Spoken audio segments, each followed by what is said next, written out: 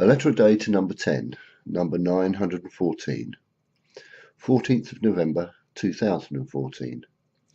Dear Mr. Cameron, I don't know whether it's arrogance, a lack of intelligence, or a deliberate attempt to influence the course of justice, but you certainly seem to have little restraint in the use and abuse of your privileged status. Mr. Justice Saunders, the judge in the phone hacking trial, found it necessary to rebuke you for making inappropriate remarks about Andrew Coulson before the trial was over. Of course, you got away with it. Prime ministers and plebs are held to different rules and standards, which favour the former and not the latter. Ask any of the sanctioned poor, sick or disabled, whose only crime is to be poor, sick or disabled. Lying also seems to come second nature to you. Whether it's election promises or lying to Parliament, you have no shame. It seems you can take the man out of the Bullingdon Club, but you can't take the Bullingdon Club out of the man. Privilege has its little ways, eh?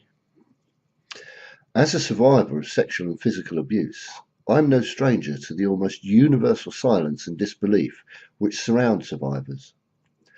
The world and her uncle are quite happy to indulge in apoplectic hatred and condemnation towards paedophiles, whether they have any experience of abuse or not. But for survivors, nothing. The silence is deafening. It therefore makes it all the more outrageous that you said, in response to Peter Wanless's report on missing files related to allegations of organised or systematic child abuse, that the report meant people looking for conspiracy theories would have to look elsewhere.